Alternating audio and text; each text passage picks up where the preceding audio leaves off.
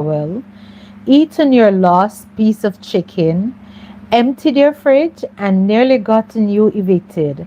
He has absolutely no business pretending to be your boyfriend. And yet, there I was, holding his hand in front of my entire family, smiling like I hadn't spent the previous Tuesday trying to kill him with a frying pan. His name was Jace. He was the worst roommate I have ever had. And unfortunately for my sanity, he was about to become the best fake boyfriend I had ever seen. Good evening, my beautiful people. Happy Friday. Welcome to another Friday Night Live, Pop Up Live, where the stories are messy, at times the people are questionable, and tonight, somebody's roommate is about to become somebody's fake boyfriend. Now, listen carefully. What happens when the man who gets on your last nerve suddenly has to hold your hand, look lovingly into your eyes, and convince everybody that he is madly in love with you? Hmm. You already know this is about to be a problem. So get comfortable, grab your snacks, and don't judge anybody too quickly because tonight's story is called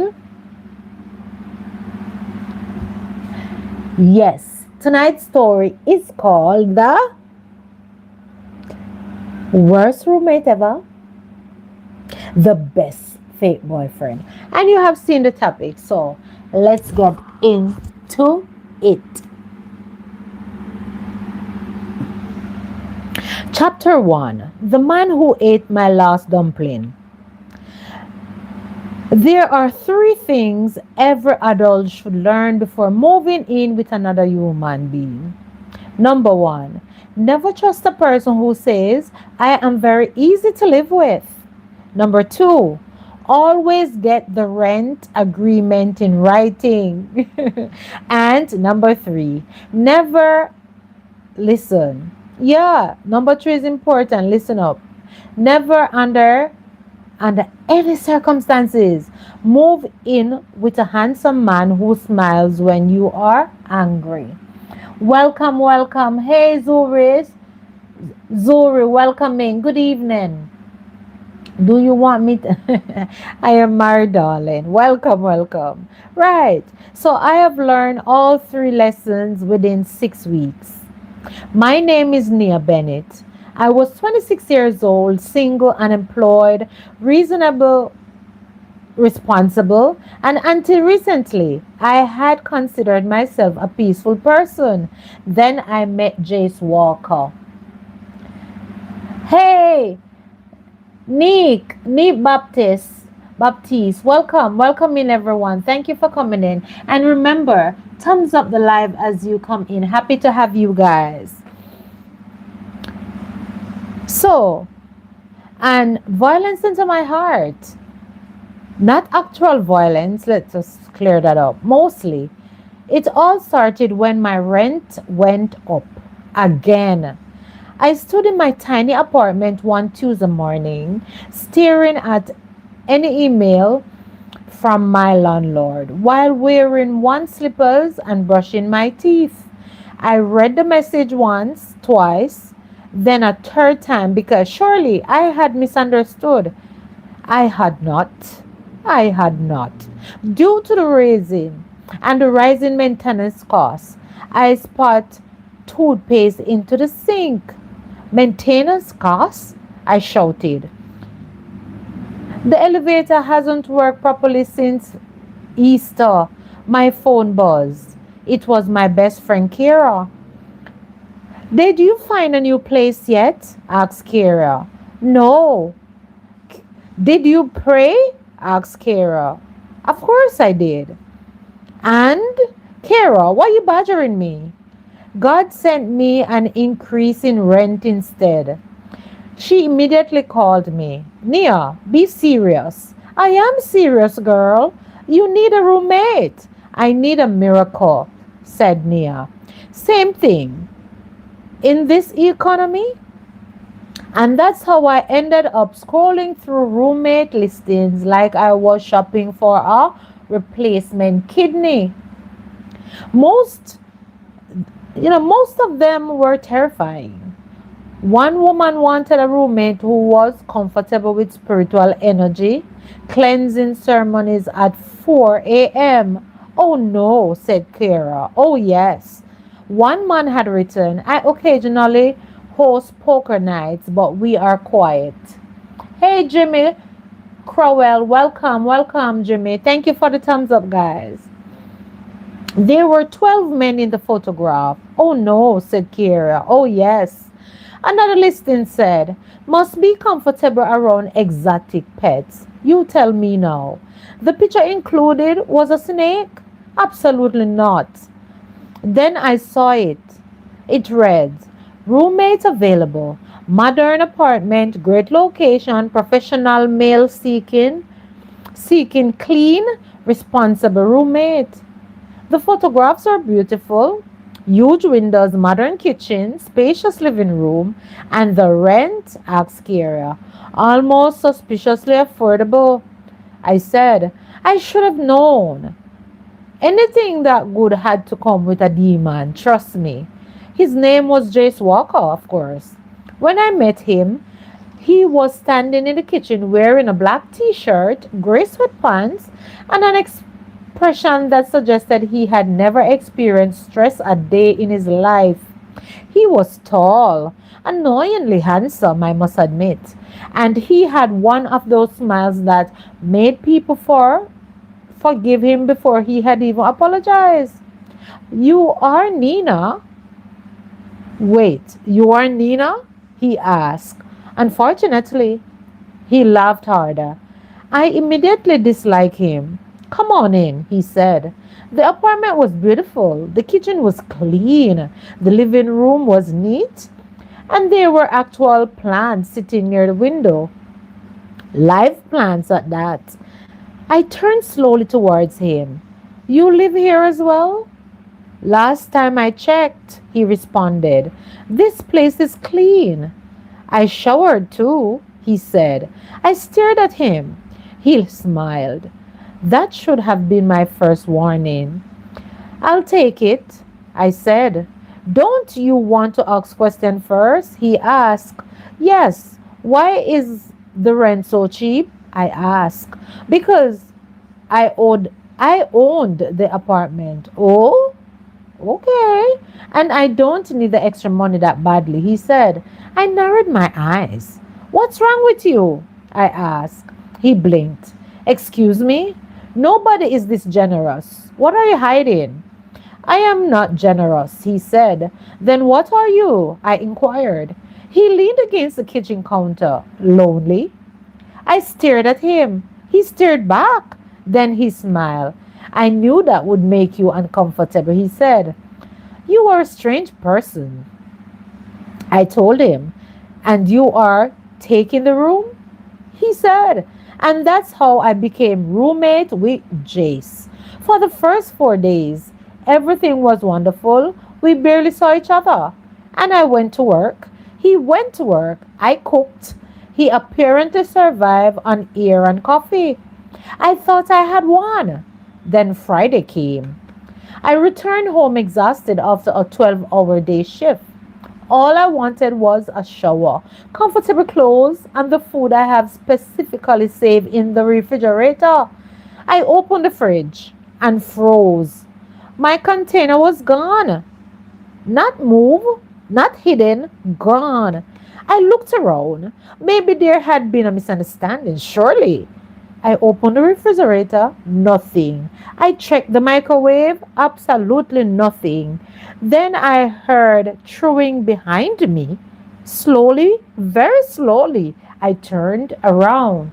Thank you, Miss Gay, at gay_11. Hey, welcome, Miss Gay. Good night, Mish, and everyone. Thank you for coming. I turned around. Jace, was sitting on the sofa eating my food. Jace, he looked up, with his mouth full. I stared at the plate, then at him, then at the plate again. Are you eating my food? He swallowed. Possibly. Possibly, I asked. It depends how you defend ownership. I walked closer. That is my chicken. Was, he said. Jace, I shouted. Technically, once food enters my digestive system, said Jace. Don't you dare finish that sentence, I command. He raised both hands. I was hungry. So you so you were hungry when you ate my rice? His expression changed. What rice? The rice beside the chicken. Oh, I stared. Oh, I ate that too. I took a deep breath. Where are my dumplings? His eyes moved towards the empty plate. I followed his gaze. There, sitting in the corner, was one lonely dumpling. One. I had made 12.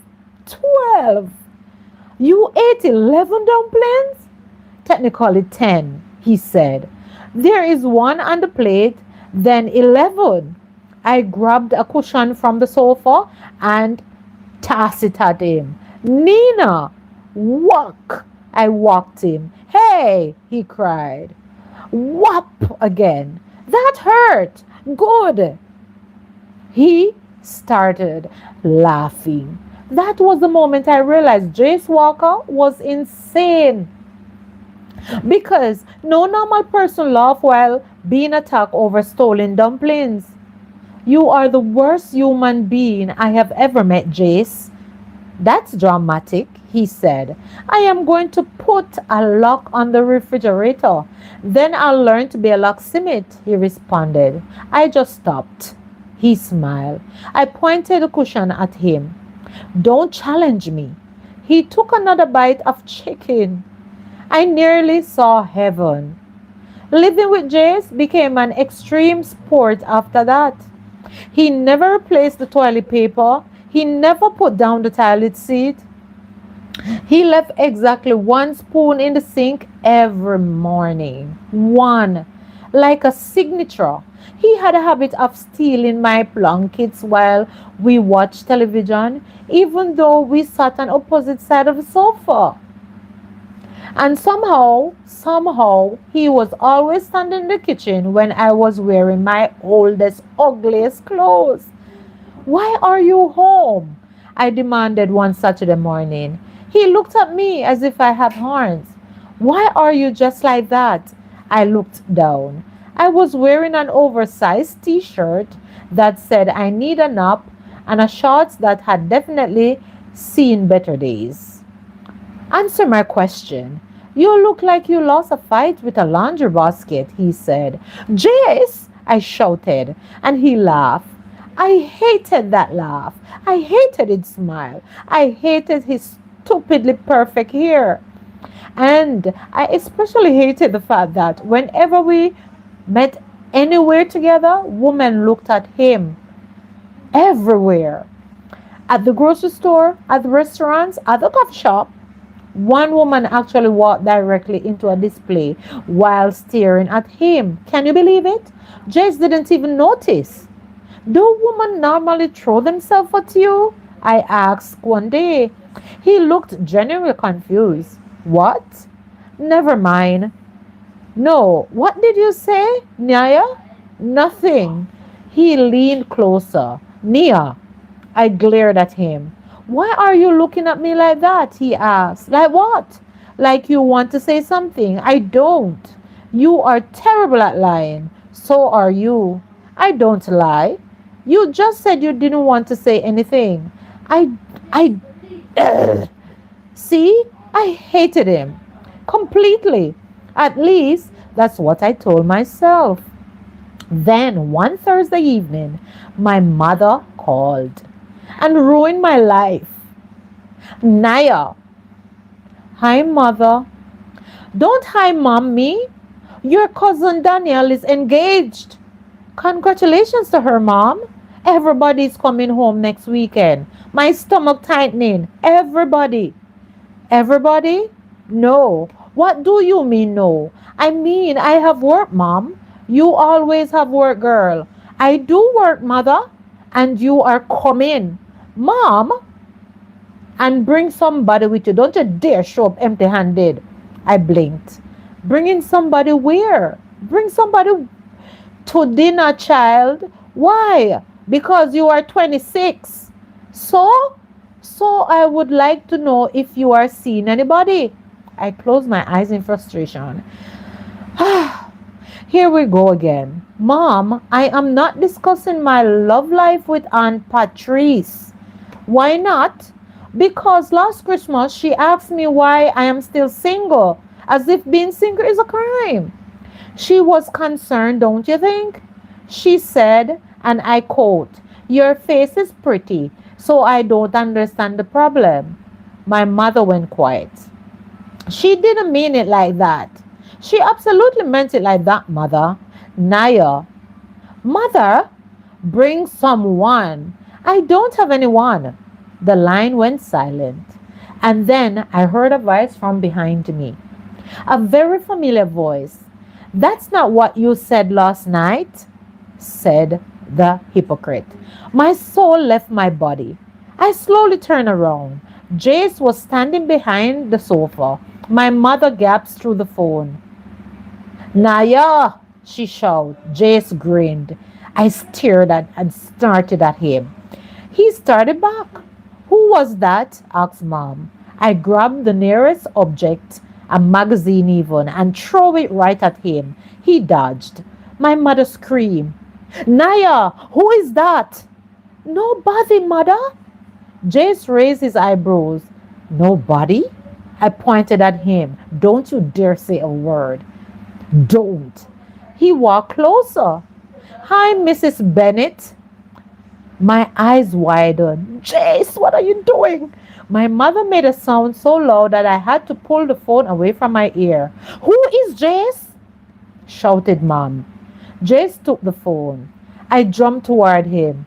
And because I'm so short, he actually got the advantage. "Give me that," I screamed. He held it above his head. "Jace, give me my phone and stop the playing." He was laughing now. I was reaching like a child. And because I was determined to murder him, I climbed onto the sofa. "Mrs. Bennett," Jace said casually, "it's lovely to finally speak with you." I grabbed his arm. Finally. His eyes met mine, and for one strange second, neither of us moved. I was standing on the sofa, my hand was around his wrist. His face was much closer than I had expected. Too close. His smile disappeared, and suddenly, I became aware of how warm his skin felt beneath my fingers. I immediately let go. "Give me my phone." His smile returned. "Of course, sweetheart," he said. My mother screamed again. I snatched the phone. "Mom, he is not my boyfriend. Please don't get any ideas." There was silence. Then, "Oh," I exhaled. "Thank goodness." Then she said, "That's even better." I frowned. "Mom, what?" "If he's not your boyfriend yet, you can bring him to the dinner and let us meet him properly." "No." "Yes, Mother." "I'll see you next week, Saturday." The call ended. I slowly lowered my phone. The apartment became silent. Jay stood there with his hands in his pockets, trying to look innocent, and I stared at him. He looked at me. Then I said the only reasonable thing. "I hate you." He nodded. "That's fair. You are not coming to the dinner." "Obviously." "Good. Great. Wonderful. Perfect." We stared at each other. Then his phone buzzed. He looked down. His expression changed. "What?" I asked. "Nothing," he said. "That's your guilty face." "I don't have a guilty face." "Jace." He sighed and showed me his phone. It was a message from my mother. I grabbed the phone. Mrs. Bennett said, "Hi, Jace. This is Nia's mother. I hope you don't mind that I got your number from Naya's phone while you were speaking." My mouth fell open. Below it was another message. "Please come to the dinner next week, Saturday. Nia needs someone like you around." I looked at Jace. He looked at me. Then another message appeared. "And please, don't tell Naya I asked you. I want to surprise her." The nerves of my mother. We both slowly looked towards the kitchen, then back at each other. "She's insane," I whisper, and Jace grinned. "I like her." "Don't encourage her," I shouted. His phone buzzed again. We looked down. "Also, Naya's ex-boyfriend Marcus will be there." My expression changed. Jace noticed. His smile faded. "Marcus?" he asked. I crossed my arms. "Nobody, don't worry yourself with that." "Nia, don't." He studied me. I turned away, and for once in his entire annoying existence, Jace didn't make a joke. His phone buzzed one final time. "I would love it if you could pretend to be her boyfriend just for the evening, please." And my mother had the audacity to put up the prayer hand. The silence that followed was deafening. I stared at the phone, then at Jace. Jace stared at the phone, then at me. "No." He raised an eyebrow. I said, "No, Jace. I haven't said anything," he protested. "I know what you're thinking. Do you?" "No, Jace." A slow smile spread across his face. "Oh, no, absolutely not." "No, Nia. Don't you dare, Jace. Your mother has an interesting idea." I pointed at him. "Jace Walker, if you finish that sentence." "What?" "You will regret it, I tell you." He stepped closer. "Fake boyfriend?" I grabbed a cushion. He laughed. "Just one dinner, Nia. I don't want to disappoint your mom." I raised the cushion. "One evening. Jace, please. I swear nothing nice." "Jace," he smiled. And somehow, some way, before I could stop myself, I found myself asking, "What would you even wear?" His smile grew wider. I closed my eyes in frustration.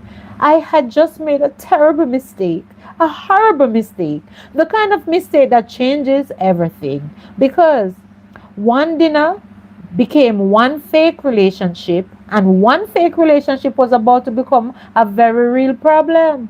Especially when Marcus saw me with Jace, especially when my family fell completely in love with him, and especially when Jace started becoming much too good at pretending to be my boyfriend. Because apparently, the worst roommate ever could also hold my hand like he had no intention of letting it go. So I take a pause.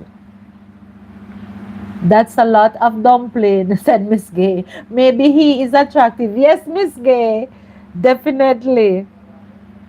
Thank you all for being here. Chapter 2: One dinner, two liars, and a very jealous ex. And the story continues. I should have known something was wrong when Jay started humming. Not singing, humming. There's a difference. Singing is what normal people do when they are happy. Humming is what Jace did when he had an idea that was about to ruin everybody else's life. And unfortunately, that somebody was usually me. "Stop that," I said. Jace was leaning against the kitchen counter, staring at his phone. The humming. "What humming?" "That humming." He smiled. "I don't know what you're talking about." "Yes, you do." He slipped his phone into his pocket and walked towards the refrigerator. I watched him suspiciously. "What are you doing?" I asked. "Getting water." "Why?" He slowly turned around. "Because I am thirsty, Nia. You are acting strange." "I live with a woman who interrogates people for drinking water." "I am not interrogating you. You just asked me why I was thirsty, didn't you?" I folded my arms. That's different. How? Said Jace. I opened my mouth. Nothing came out. Jace nodded smugly. Exactly, he said. I hated when he did that. I hated even more that he knew I hated it. My mother's message were still sitting like little bombs in my mind. Please pretend to be her boyfriend. How could mom ask a total stranger that she doesn't know this? To pretend to be my boyfriend? Am I such a loser? Absolutely not. Never. Not over my dead body I'm taking Jace. And possibly his. Just so we are clear, I said. Jace took a drink of water. About what? You are not pretending to be my boyfriend, okay? He nearly choked. I stared at him. He stared back. Then he started laughing. What? You sound nervous, he said. I am not nervous, I protested. Your left eye is twitching, he teased. My eye's not twitching. Now both eyes are twitching. I threw a napkin at him. Grow up already. He caught it. Fake boyfriend, don't start. One dinner. No, Jace. Free food? How can I let that pass me by? He protests. No. Your mother likes me. Unfortunately, he do like you, I said. Your ex will be there, he teased. And I froze. Jace lowered his glass. Oh, I narrowed my eyes. Don't. Don't what? Marcus bothers you? He asked. He doesn't bother me. Your voice went up, he said. I am speaking normally, thank you. You are not, Nia. I turned around and began aggressively rearranging things on the kitchen counter. The spoon holder, the salt, the pepper. Nothing needed arranging. But suddenly everything in that kitchen looked crooked. Nia, what? Who is Marcus? I sighed, then answered, an ex. Clearly, that's it. Just leaned against the counter. How long were you together? Why are you integrating me? Integrated? Why are you here? Acting as if you care? I do. Why, Jace? Do you care? Just for research? I turned slowly. Research? If I am going to pretend to be your boyfriend, I need to know about the competition. There's no competition. Just get that out of your head already. Good, he said. His answer came too quickly. I stared at him. He stared right back at me. That was Jace. Then he grabbed another bottle of water. He's an ex, I finally said. His Asian history. Then why does the idea of seeing him make you look like you're preparing for battle? Asked Jace. I am not preparing for battle. Naya. Fine. The word came out louder than I intended. Jace's eyebrows rose. I exhaled. Marcus was what? A lesson? That's dramatic. You haven't met him, I said. I will survive, said Jace. That's what I thought. He grinned. So what did he do? Asked Jace. I hesitated. Why am I here talking about my ex? Because saying it out loud made me feel ridiculous. Marcus wasn't terrible. That sounds promising. He was just, I searched for the right word, selfish. Jace nodded. That's manageable. Arrogant. Less manageable. Obsessed with himself, I said. Ah, said Jace. And every argument somehow became my fault with Marcus. Jace's smile disappeared. He cheated? Asked Jace. What? No. Good. Then I paused. Why would that be good, Jace? He blinked. I mean, obviously cheating is a bad thing. That's not what you said. Yes, it is. You said good. I heard you. I said it in a bad way, said Jace. I stared at him now. He stared at the ceiling. You are strange. So I have been told, said Jace. My phone buzzed. I looked down. Oh my God, it's Mom. Don't forget Saturday, 6 p.m. Be on time. texted my mother. Another message came immediately after. Oh my God, it's mom again. And wear something nice. Marcus said his girlfriend will be there. Stop. I just froze. I stopped breathing. Jace noticed. What? I handed him the phone. He read the message from my mom. Then he looked at me. His new girlfriend? Apparently. And your mother thought this would be a good time for a family dinner? What am I walking into? Said Jace. My family have poor timing. Put it at that. Jace gave me Chase gave me back my phone. So, no, you haven't heard the question? I know the question. Do you are going to say you should come? He smiled. I should come. I pointed at him. No, Jace, why not? Because, strong argument. Because I don't need your help. Your eyes is twitching again. You're lying. I hate you, Jace Walker. You love me, admit it, said Jace. My mouth dropped open. What do you just say? He smiled. I said I love you. I grabbed the dish towel. He ran. Jace! He disappeared down the hallway laughing while I chased him with the towel. Come back here. No, you said it. I said nothing. You absolutely said it. He slammed his he slammed his room door. And I stood outside. Open this door. Now. I won't. Open it. Nope. Jace, the door opened suddenly. I really fell forward. He was standing there, looking entirely too pleased with himself. What? I raised the towel. He grabbed my wrist. Everything stopped. Just like that. His fingers were warm around my wrist.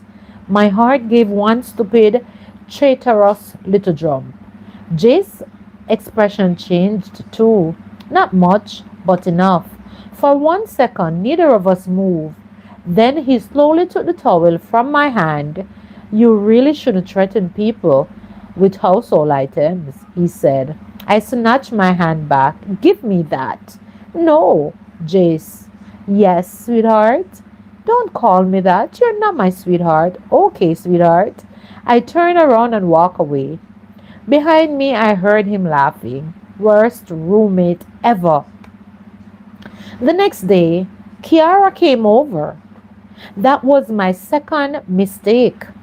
My first mistake had been moving in with Jace Walker. My second mistake was telling Kiara anything. She walked into the apartment carrying 2 shopping bags on a level of excitement that immediately made me uncomfortable. Where is he? I blinked. Hello to you too, Kiara. Where is he? Who are you looking for? She stared at me. Nia, I sighed. Jace is at work here. Her face fell, disappointing. Why? I wanted to see the man. What man? The fake boyfriend? I grabbed one of her shopping bags. What is this? Options? For what? For Saturday. I looked inside. Dresses. Several of them. I looked back at her frustrated. Kiara, what? I am not doing this. She walked past me, of course. You are. No, I'm not, Kiara. Your ex is bringing his new girlfriend. Surely you do not want to show up looking raggedy. I know, but your family is probably going to be staring at you. I know. And you have a gorgeous man living in your apartment who is willing to pretend to be obsessed with you for an entire evening. Then I frowned. Hey, Chavna Frank. Hello, everyone. Hey, Simple. Hello. Bless you, Chavna. Welcome in. Thank you for the thumbs up, my darling. Thank you for being here. First of all, nobody said anything about obsessed. Kira stopped. Slowly, very slowly, she turned around. Nia, what? Why do you choose that word? I don't choose it. You did. I just meant you could have said dating. I know. You could have said interesting in me. I know, but you said obsessed. Kiera, she screamed. Oh, my goodness. Lower your voice. You like him? I do not. The front door opened. Both of us froze. Jace walked inside. He looked at me, then at Kira, then at the dresses spread across the sofa. Did I interrupt something? Asked Jace. Kira smiled brightly. No, I pointed at her. Yes. Jace closed the door. Should I leave? Yes. No. Kira said. Yes, I said. She ignored me. Jace put his keys down. What are the dresses for? He asked. Kira sat down. Saturday? He looked at me. I looked away. He smiled. I thought we weren't doing that. We aren't. We are, Kira said. I glared at her. She continued. Nia's ex is bringing his new girlfriend. Jay's smile faded. Right. And her family will be there, said Kira. Right, said Jace. And her mother invited you, I understand, said Kira. Also right, said Jace. I pointed at both of them. Nobody is going anywhere, I said. Kira stood. I have to use the bathroom. You don't even know where the bathroom is. Yes, I do, shouted Kira. Then why are you asking? She disappeared down the hallway. I heard the bathroom door close. Then I turned towards Jace. Don't listen to my friend Kira. Too late, said Jace. She's dramatic. She's entertaining, he corrected. She's the reason I have trust issues. I said, you are 26. You shouldn't still blame your friends for your problems, said Jace. I blame you for most of mine. He smiled. That's fair. I walked towards the dresses. Anyway, none of this matters. Jace followed. You are not going? He asked. I am going. Alone? Yes. He picked up a dress. That's not the plan, said Jace. There is no other plan, I told him. Nia, I looked at him. He held up the dress. Your mother invited me. She invited you behind my back, Jace. She seems like a smart woman, don't you think? I snatched the dress from his hand. Don't talk about my mother. You brought her into this. She brought herself into this, I protested. Jace laughed. Then he became quiet. Let me ask you something, he said. And I immediately became suspicious. What? Why are you so against it? I opened my mouth. Then I closed it, then opened it again. Because it's stupid. Why? Asked Jace. Because fake relationships are totally stupid. I'm 26 years old, like you said. People pretend all the time, said Jace. Not like this. What's the difference? He asked. The difference is, then I stopped. Because suddenly Jace was standing closer, too close again. What's the difference, Nia? I looked into his eyes. And for the first time since I've met him, Jace wasn't joking. That made me nervous. I stepped back. The difference is that pretending can get complicated, I told him. His eyes remained on mine. Only if you let it, he said. Exactly. He smiled slightly. Maybe you are scared, he teased. Of what? If you don't mind me asking. That you will like having a boyfriend? He said. I have a boyfriend before. Not me, said Jace. My brain completely stopped working. Then Kira returned. Perfect timing. Okay, she said brightly. Have we decided? No, I shouted. Yes, said Jace. I swung towards him. Excuse me? He picked up another dress. I'll do it, he said. I stared. Kira screamed, yes, yes. No, no, I said. And Jace ignored me completely. Saturday, 6 o'clock, he said. No, I protested. I will pick out something to wear. I breathed. I should probably meet your family. Jace, I screamed. Should I bring flowers for your mother? He asked. Jace Walker, I screamed. Kira grabbed my shoulders. This is going to be amazing, girl. This is going to be a disaster, I protested. Same thing. And that was how, against my will and better judgment, I became Jace Walker's fake girlfriend. For one evening, one dinner, one performance, and that was all. At least that was what I thought.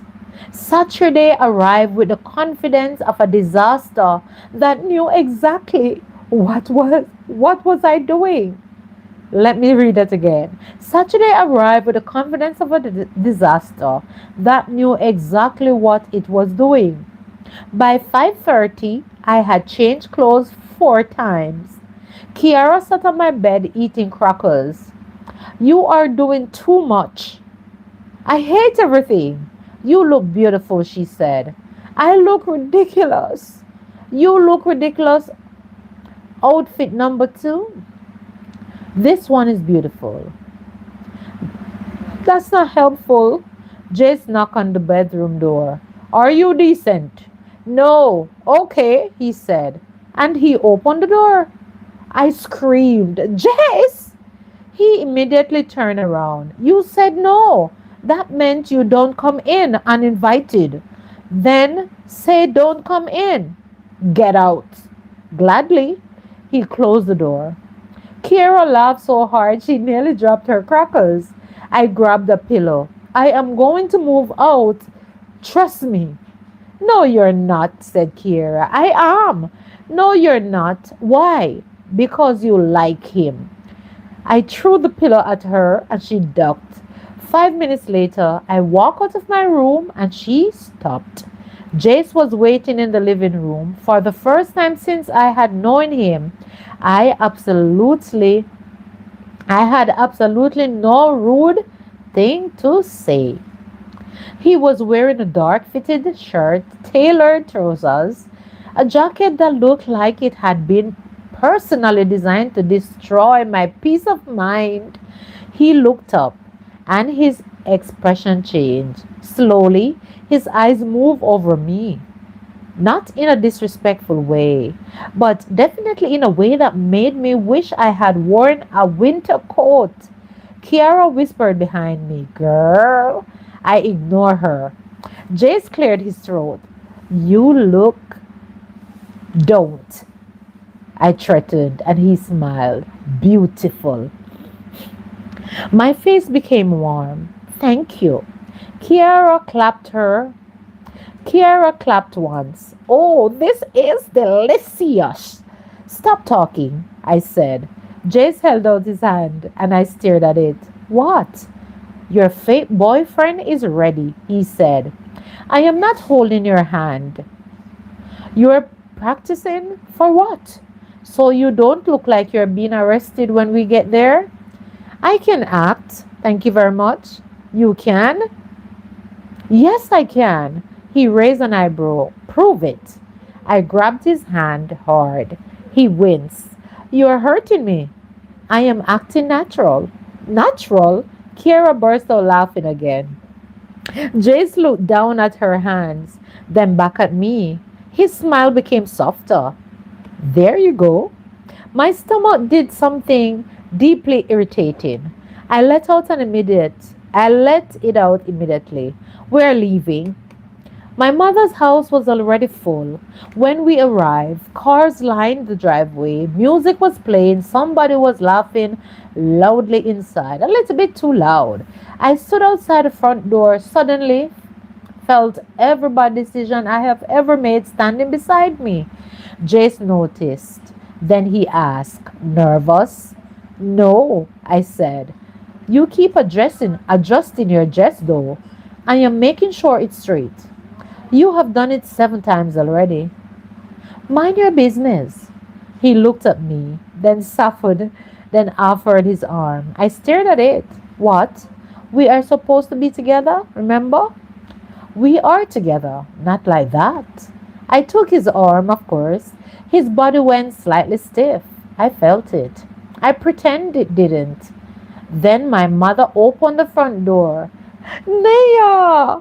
Her eyes immediately moved to Jace and stayed there. Oh? I closed my eyes. Here we go. Jace smiled. Mrs. Bennet. My mother hugged him. Actually, hugged him. Not me. Him. Oh, you are even more handsome in person. Mom, what? Jace looked delighted. Thank you. Come on in, come on in. I stood there. Hello? My mother looked back. Oh, hi, darling. I stared at her. Can you believe her? Jace whispered, I think she likes me. Don't get comfortable, Walker. Too late.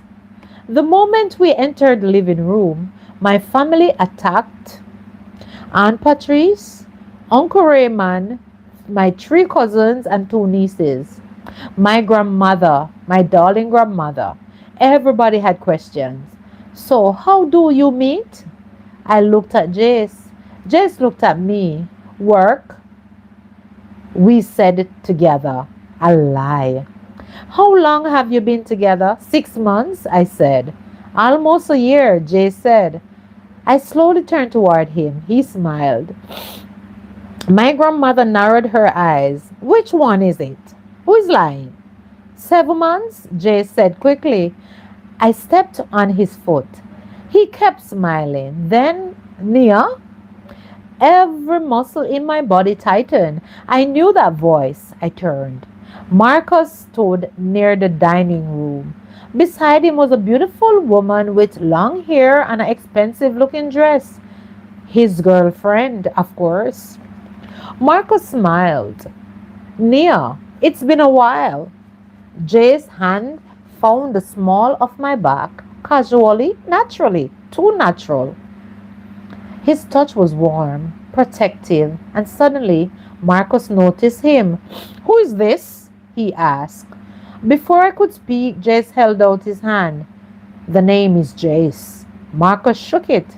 Jace smiled. Never change. I am Nia's boyfriend. The room went quiet. My mother smiled like she had just won the lottery. Marcus looked at me. I looked back. And for the first time all evening, I wasn't nervous. I was enjoying this, finally. Boyfriend? Asked Marcus. I smiled sweetly. Yes. Jace looked down at me. I looked up at him, and then, oh, the problem was supposed to be that we were pretending, but Jace's thumb gently moved against my back, and the look in his eyes, that didn't feel like pretending at all. Then Marcus smiled, but there was something in it I didn't like. Interesting, he said. Jay's hands tightened slightly. Very. I looked between them. Okay, I said. Nobody needs to make this weird. Marcus laughed. Jace didn't. And just like that, dinner officially became dangerous. Because my family believed the relationship. My ex didn't like it. His new girlfriend was watching me too closely, and Jace Walker was suddenly looking less like he's playing a role and more like a man who had forgotten it was supposed to be fake. Thank you for the thumbs up, guys. Thank you for coming in. Thank you for being here. Chapter 3. The ex, the bathroom, the boyfriend who wasn't supposed to care.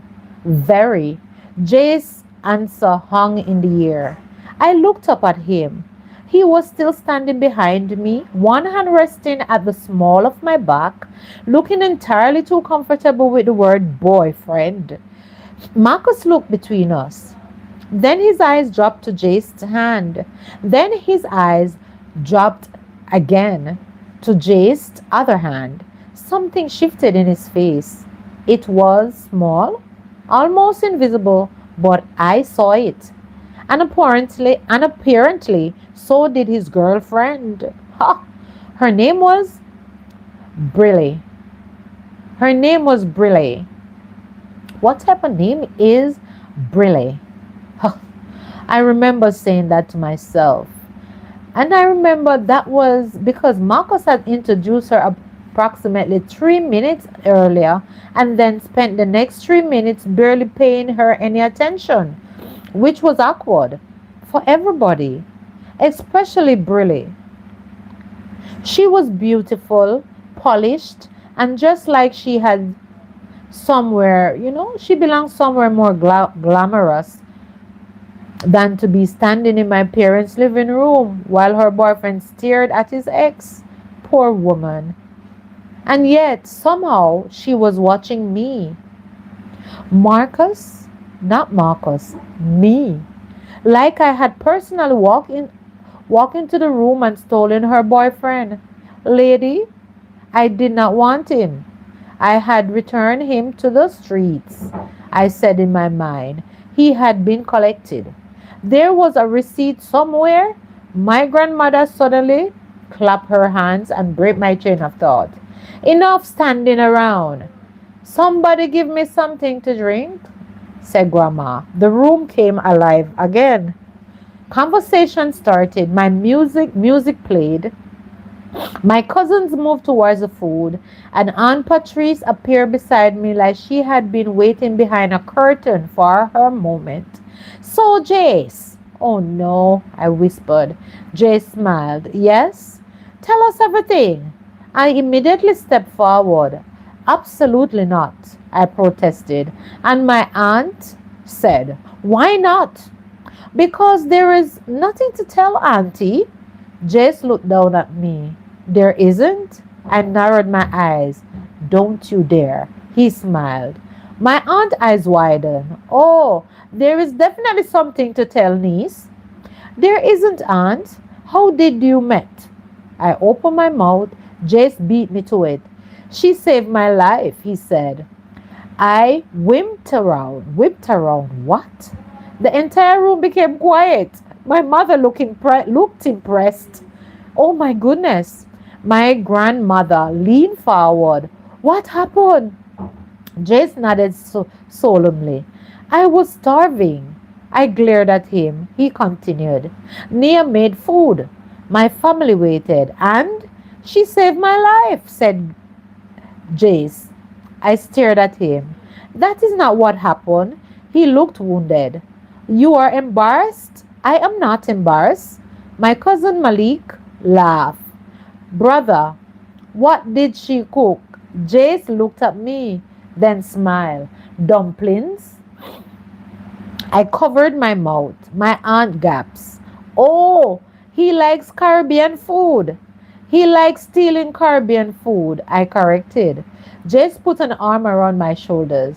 She acts tough, but she's very generous. I stepped on his foot for saying that, and I stepped hard. His arm tightened around me now.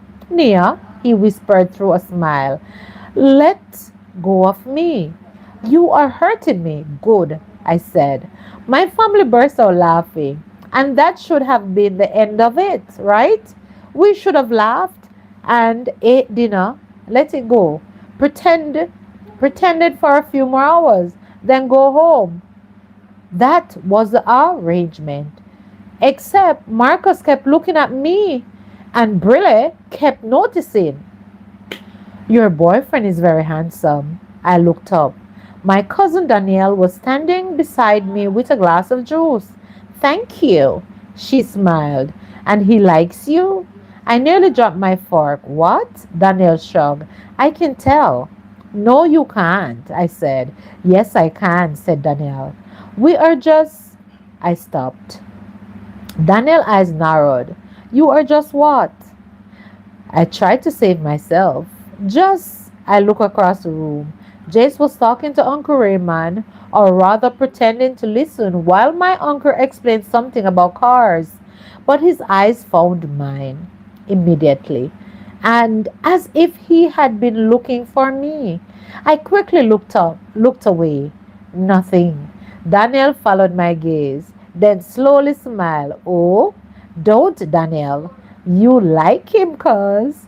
I do not. I do not such thing. You are blushing. I am warm. You are indoors. I am still warm. Daniel laughed. Whatever you say. I took a large drink of my drink. Across the room, Marcus was watching. Brielle said something to him. He didn't answer. She said something again. Still, he barely looked at her, and I frowned. That was beginning to irritate me. Hey, Joseph Brown. Joseph, darling, welcome in. Thank you for the thumbs up. Michelle, happy blessed Friday night to you and to each and everyone in the chat. Blessings, everyone. Bless you, my friend. Still, he barely looked at her, and I frowned. That was beginning to irritate me, man. I did not like Marcus anymore. Not romantically, not emotionally, definitely not even slightly. But there was something deeply annoying about a man who had spent months making you feel like you were asking for too much suddenly acting interested because another man was standing beside me. I had known Marcus for 2 years. He had attended birthday parties, family dinners, barbecues, Sunday lunches. He knew my family, yes. My mother liked him. My cousins tolerated him. My grandmother never trusted him. I should have listened to grandma. That boy looks at himself too much when he passes a mirror, my grandma would said. I laughed at her jokes at times. She had been right. Marcus liked attention. He liked being admired. He liked knowing that I was available. And when we were together, I had made the mistake of being too available. I answered his calls, changed his plans, made excuses for him, forgive things that should have never required forgiveness. Then one day I finally got tired, and Marcus had looked genuinely shocked, as though I was breaking some rule by leaving him, as though I belonged to him simply because I had once loved him, and now I had Jace, fake boyfriend or not, annoying Jace, the man who ate my dumplings, Jace. And apparently that was a problem for Marcus. Well, good for him. Let it bother him. I turned and nearly walked directly into Jace. Whoa, he said, and I stepped back. Do you just do you just appear places? He looked amused. Do you always walk without looking? I was thinking, dangerous? You are irritating. You have mentioned that. He looked down at my glass. Want another drink? I'm fine. It's food. No, thank you. How about dessert? I narrowed my eyes. Are you trying to get rid of me? Actually, I was making sure you were okay. The teasing in his voice softened, and that threw me off. I'm fine. You sure? Yes. He looked over my shoulder. I knew exactly who he was looking at. Marcus is staring again. I didn't turn around. Let him stare, I said. Okay. I looked at him. That is it? What do you want me to do? I don't know, he smiled. Exactly. I folded my arms. You have been doing a lot of fake boyfriend things, I said to Jace. Research. I take my responsibilities very serious, said Jace. Since when? I asked. Since I became responsible for you, he said, and I stared at him. I am not your responsibility, Jace. No, no. He stepped closer. Could have fooled me. My breath caught, and I hated that it did. Before I could say anything clever, Marcus walked towards us. Perfect, just perfect. Nia, I looked at him. Yes, Marcus. He glanced at Jace. Can I talk to you? Jace didn't move. I smiled politely. You can talk right here. Marcus' jaws tightened. I meant privately. And I meant no, I said. There was a brief silence. Then Jace looked at me. Do you want to talk to him? Asked Jace. I appreciate that he asked. I really did. But Marcus noticed it too. He noticed that Jace wasn't speaking for me. He was giving me a choice. That was something Marcus had rarely done. No, I said. Marcus' expression darkened. Nia, come on. No. It's important. Why don't you want to talk to me? Marcus, maybe because you are my ex and your girlfriend. She's right over there looking at me. She was standing near the sofa, watching. Brielle, still watching, still quietly. My irritation grew because, frankly, I don't want her to get the wrong impression because I'm definitely not interested in Marcus. If it's important, you can say it here, I said dryly. Marcus looked at Jace. Man, can you give us a minute? Jace smiled. Definitely not. I nearly laughed, and I love that Jace did that. Marcus now stared at him. Jace smiled remained. She said no, dude, said Jace.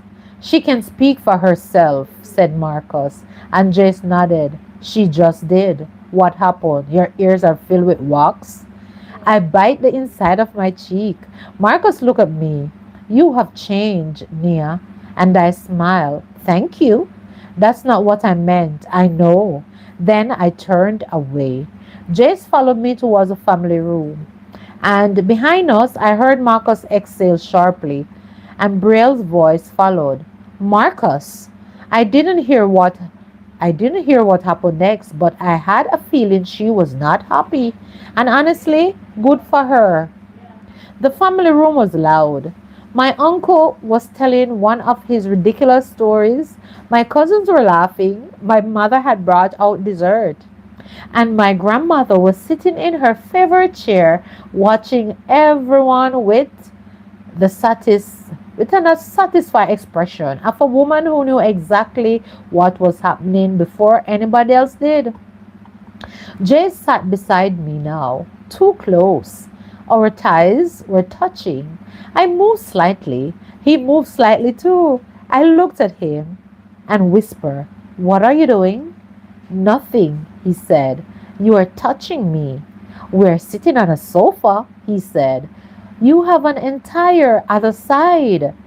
That's where your cousins are sitting." And I looked. My cousin was just indeed sitting there. I looked back at Jace. "Move." "No, why?" "Because you are warm," he said, and my mouth fell open. "What?" He smiled. "I said you are taking up the warm side." "You are ridiculous, Jace Walker." "Thank you." My grandmother watched us, then smiled. Oh no, she knew. She didn't know what, but she knew something. My mother walked over. "Jace, would you like more cake?" "Yes, please, Mrs. Bennet." "Traitor," I whispered under my breath, and he grinned. My mother returned with a slice. Jace accepted it. "Thank you, Mrs. Bennet. Call me Linda." "Thank you, Linda." I looked offended. My mother had known him for approximately 2 hours, only 2 hours. I had known my mother my entire life. And suddenly, Jace was like Linda's favorite. My uncle sat down. "So, Jace, what do you do?" "I work in property development." My uncle nodded approvingly. "Own your own business?" he asked. "With a partner," said Jace. My uncle looked impressed. "Young man doing well for himself. Beautiful." Jace nodded. "Trying," he said. My grandmother leaned forward. "And do you plan to treat my granddaughter well?" The room became quiet. I slowly turned toward her. "Grandma, what?" Jace looked at me, then at my grandmother. "Yes, ma'am, I am." My face became hot. Jace continued, "I do." Something about his tone changed, just slightly, but I heard it. My grandmother heard it too. Her eyes narrowed. Then she smiled and said, "Good." I elbowed him. He barely reacted. "You could have made that less serious?" she asked. "And I answered," said Jace. "You sounded like you were applying for the position." "Please remember that this is all fake," I whisper. "And stop acting like you're applying for this position permanently." "Maybe I am," said Jace. and that caused me to stare. He looked away, then stood. I need the restroom. Good. He looked down at me. Don't miss me. And I won't. He smiled, then disappeared down the hallway. I looked down at my cake. Why was my heart beating so strangely? Kiera appeared beside me. Why are you smiling? I immediately stopped. I wasn't. Yes, you were. I was just thinking. Sue me. Thinking about Jace? No, I lied. And she sat down. Girl, don't start, Kiera. He likes you, I can tell. He's pretending, remember? Sure, he is. Okay. Kiera, she leaned toward me. Do you like him, Nia? No, I don't. You are lying, said Kiera. I am not. You just defended him before I even said anything. I did not. You did. I folded my arms. Even if I did like him, which I don't, I wouldn't, it wouldn't matter. Why? Asked Kira. Because we are just roommates. That's not illegal, the last time I checked, said Kira. Because he drives me insane. That's called chemistry. That's called irritation. Kira smiled. Same family. I stared at her now. Go away, Kira. Go get something to drink. She laughed. Fine. Don't have to tell me twice. She stood and moved towards the kitchen. I looked towards the hallway, and Jace had been gone a while, longer than necessary. I checked my phone 5 minutes, maybe six. Why why was I checking, by the way? He was probably in the bathroom. People were allowed to use restrooms, Nia, I told myself. Then I looked again. Still no Jace. I frowned. My cousin Malik sat down. Where is your man? He asked. He's not my man. Sure. He's in the bathroom. Malik looked towards the hallway. That long? I looked at him. What does that mean? He raised his hands. Nothing, don't mind me. I stood. I'll go check. My grandmother looked up. Oh? I pointed at her. Don't, Grandma, please. She smiled. I walked down the hallway. Halfway there, I heard voices. Male voices. Quiet. Oh my God. Tense. Then I stopped. The bathroom door was slightly open. Sue me, yes. I'm eardropping. Marcus, of course. My stomach dropped, and I moved closer. You are doing too much, said Marcus. Jay's voice came next. Doing what? Acting like you know her? I stopped. The hallway suddenly felt too small. Jay sounded calm, too calm. She lives with me. So I know her. You know what she you know what she lets you see, said Marcus. There was a pause. Jace laughed once. It wasn't a funny laugh. You followed me into a bathroom to discuss my girlfriend, said Jace. My heart stopped. My girlfriend? He's presumptuous. This is fake. Wasn't it? It was fake. But he had said it like it wasn't. Marcus coughed.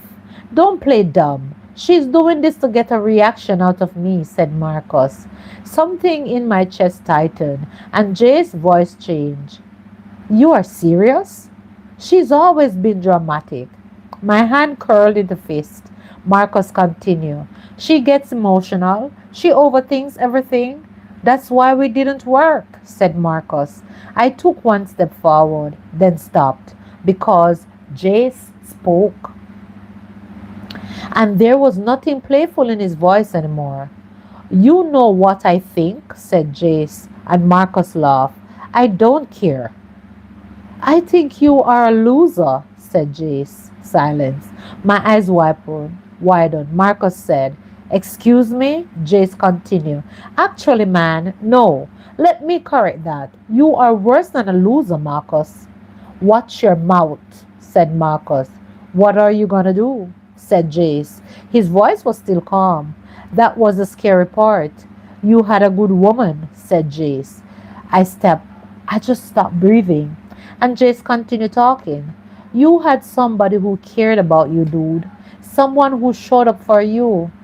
Somebody who probably gave you chance after chance after chance. And Marcus didn't answer. And you let her slip through your fingers, said Jace. You are talking about something you don't understand, said Marcus. Then explain it to me, said Jace. And Marcus' voice rose. She wasn't perfect, said Marcus. Jace looked and laughed again. Neither are you, jerk. She was needy, said Marcus. I felt my stomach twist. She wanted too much attention, said Marcus. Jace response came immediately. No, she wanted attention from her boyfriend. She was always questioning me, said Marcus. Maybe because you gave her reason to question you?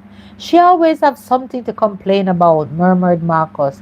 Maybe because you kept giving her things to complain about, said Jace. The silence that followed was heavy. I moved closer. I could now see them. Marcus was standing near the sink. Jay stood between him and the door. Nothing blocking him, nothing threatening him, just there, calm, controlled. Marcus pointed at him. You don't know Nina, said Marcus. Jay's eyes hardened. I know enough. You don't know how difficult she can be, said Marcus. And yet, you're here with your present girlfriend, and all you can think about is my girl, my woman. And that's when Jay stepped forward again. Only one step. But Marcus took one back. You don't get to stand here and put my woman down, Marcus. Marcus laughed bitterly. She's got you fooled, dude, said Marcus. Maybe, Jay shrugged. Or maybe you are angry because I see what you were too stupid to appreciate. And that makes Marcus' jaw clench. Jace continued speaking. She is smart, very funny, and she is loyal. And you know what? She is damn sexy. My throat tightened. She's caring. She works hard. She loves her family. And Marcus could say nothing. And yes, Jace continued speaking, she can be stubborn as hell. But me, I love a challenge. And yes, she can be annoying. She talks too much when she's nervous. And she has the strange belief that hiding food in the back of the refrigerator means nobody can find it. And I almost laugh. Even now, even while my heart was doing things it had no business doing, Jay's voice softened, then said, but she's really a good woman. I couldn't move. You are the idiot boy who had her and let her go. Marcus stepped closer. Stay out of it. Jace didn't move. Or what? Said Jace. You think you can walk into her life and suddenly act like you are some hero? Said Marcus. I am not trying to be a hero, said Jace. Then what are you doing? Asked Marcus. Jace looked him directly in the eyes. Treating her better than you did. Marcus shoved him. Not hard, but hard enough. My entire body reacted. Marcus! I shouted. Neither man heard me. Jace barely moved from the shove, but his expression changed. That was it. The joking roommate disappeared. The fake boyfriend disappeared. Jace looked dangerous. Quietly dangerous. Don't put your hands on me. Marcus laughed. What are you going to do? Jace stepped closer. And this time I didn't wait. I launched between them. Jace, I pushed through the doorway. Marcus looked at me and Jace looked down. I immediately stepped between them. Have you both lost your God-forsaken minds? Nia. Shut up, Marcus. Don't call my name. His mouth closed. I turned towards Jace. His jaw was tight. His hands were clenched, and for reasons I could not explain, my first instinct was to grab him. So I did. I grabbed his arm with both hands. Jace, I am fine, he said. I know you're fine. I can handle him. I know you can. And Marcus coughed. Oh, please. I spun around, and whatever patience I had left disappeared. Excuse me? Marcus blinked. I stepped toward him. You followed my boyfriend into the bathroom. Jace went very still behind me, and I continued. In my parents' house. Nia, I was just trying to. No. I cut him off. I pointed at him. You don't get to explain anything. Nia, you have a whole girlfriend out there in my parents' living room. His eyes shifted, and I laughed in disbelief. Exactly. Brielle is sitting in my family's living room watching you stare at me all night. And instead of paying attention to the woman you brought here, you followed my boyfriend into the bathroom to confront him about me? Jay's arms were still beneath my hands, and suddenly I realized I was holding onto him very tightly. I didn't let go. Who do you think you are, Marcus? Marcus looked embarrassed now. Good. You have no right messing with him. Nia, this is between us. No, it's not. I pointed towards the door. That man is my guest in my parents' house. Jace looked down at me. I could feel his gaze, but I was too angry to care. And why are you even still coming to my family functions? Marcus frowned. What does that have to do with anything? Everything, Marcus. I threw my hands into the air. We broke up. I know that. Then act like it. You have a whole new girlfriend. I know that, said Marcus. So why are you here? Every time there's a birthday, barbecue, dinner, celebration, or family event? Marcus stared, and I stepped closer. Don't you see how weird that is? Nia, no. I cut him off. I was done letting him interrupting me. I gotta get rid of this rubbish. Why don't you get your girlfriend and leave already? Marcus' face tightened. I have known your family for years, protested Marcus. And? They invited me. And you know what normal people would do when they move on? He said nothing. They move on, Marcus. Moving on. The bathroom became silent. Then a voice came from the hallway. She's right. All three of us turned. Brielle. Oh, oh dear. Marco's face changed. Brielle. She stood there with her arms crossed, and she looked tired, exhausted, not angry, not jealous, tired. Brielle, I and he stuttered. I have been watching you all night. Marcos said nothing. She looked at me, then at Jace, then back at Marcos. And you know what? Marcos swallowed. Brielle, no, Marcos. I almost smiled. Apparently, everybody was telling Marcos to shut up tonight. I know you still weren't over her, Marcos. Marcos' face hardened. That's not true, he protested. Brielle laughed bitterly. Really? She looked towards me. You haven't looked at me all evening. I felt uncomfortable. Jay's arm shifted slightly behind me. Not possessively, just there. Brielle continued. You spent the entire night watching your ex. Marcos looked away now. And then you followed her boyfriend into the bathroom. Am I right, Marcos? Said Brielle. She shook her head. That's embarrassing. Marcos looked at her now. I am sorry. No. Brielle held up a hand. Don't apologize because you got caught. The silence was thick. I suddenly felt bad for the poor girl. She deserved better. You know what's crazy? She said. I thought Nia was going to be the problem. I really did. And I blinked. Brielle looked at me. Sorry, Nia. Honestly, I said, me too. She almost laughed. Almost. Then Marcus stepped towards her. Brielle, can we talk? She moved away. No. Please. I think we talk enough, Marcus. She looked at him, then at me. Congratulations on your boyfriend, Nia. My face immediately became warm. Thank you, Brielle. She looked at Jace. He nodded politely. Then Brielle looked back at Marcus. Come on, let's go. Marcus hesitated. Nia, I raise a finger. Don't. You disrespectful roach. His eyes went to Jace, then back to me.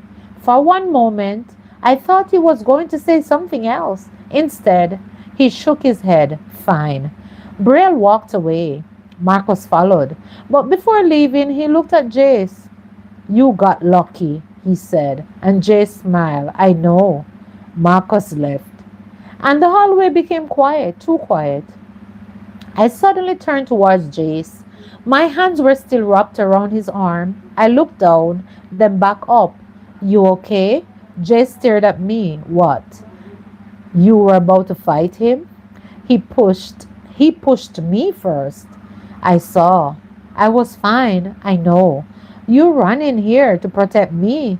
I narrowed my eyes. I did not. He smiled. He smiled. You did. I was stepping I was stopping you from doing something stupid. So you grabbed my arm? Yes.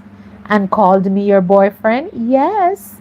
Repeatedly? Don't push it, Jace. And Jace laughed softly. I finally let go of his arm. Immediately, I felt strange without it. Jace looked down at his arm, then back at me. Can I tell you something? I crossed my arms now. Depends. I liked it. What? You protected me, of course. And I stared. You don't need protection, Jace Walker. I know. Marcus could never take you. I know that too. Then why? Jace smiled softly. Because you cared enough to try. My heart skipped a beat. Stupid heart. I looked away. Don't make it weird. Too late, he said, and I glared at him. Then I grabbed his hand. Jace blinked. What are you doing? I looked at our hands. Practicing? For what? So we look convincing when we go back into the room.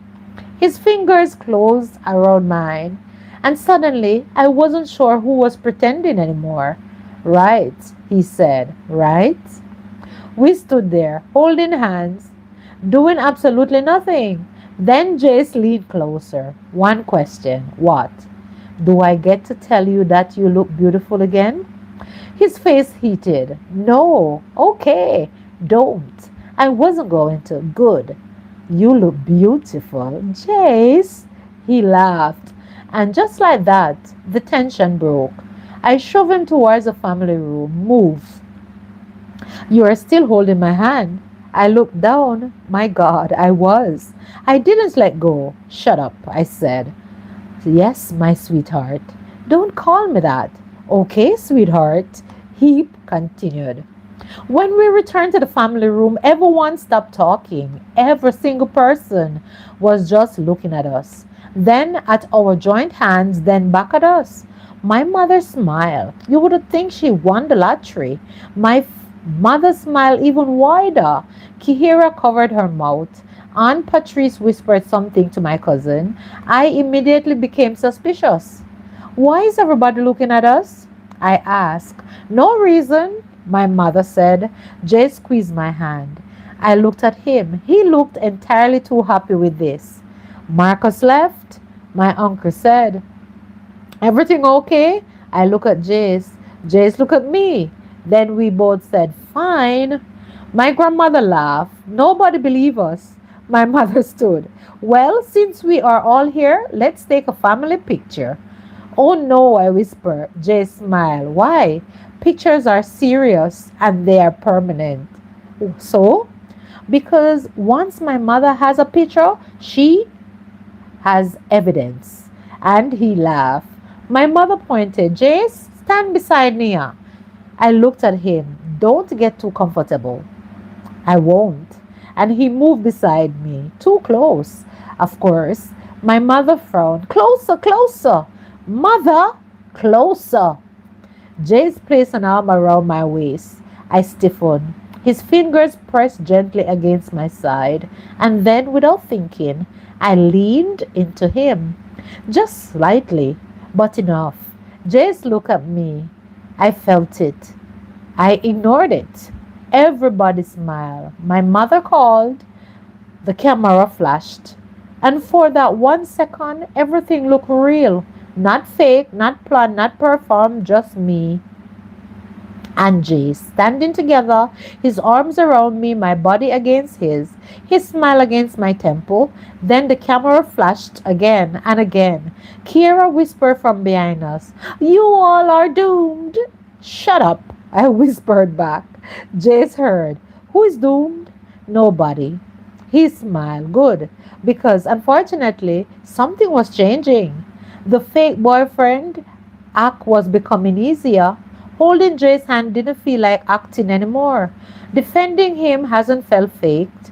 And hearing him defend me, that definitely hadn't felt fake at all. The worst roommate I had ever had was becoming a problem. A serious problem. Thank you for being here. Welcome. Thank you. Thumbs up the live as you come in. The worst roommate. Oh my God. Even saying it doesn't feel real anymore. Because somewhere between the stolen dumplings, the arguments, the fake relationship, and the way he had looked at me while telling Marcus I was a good woman, Jace Walker had stopped feeling like just my roommate, and I was beginning to fear he might actually be the boyfriend. Story coming to bump. The final chapter. Worst roommate ever, best fiance. The problem with pretending to be in love with someone is that eventually you have to stop pretending. And the problem with living with the person you were pretending to love was that there was absolutely nowhere to hide. For the first 3 days after the family dinner, Jason and I became complete idiots. Let me be honest. There was no other explanation for this.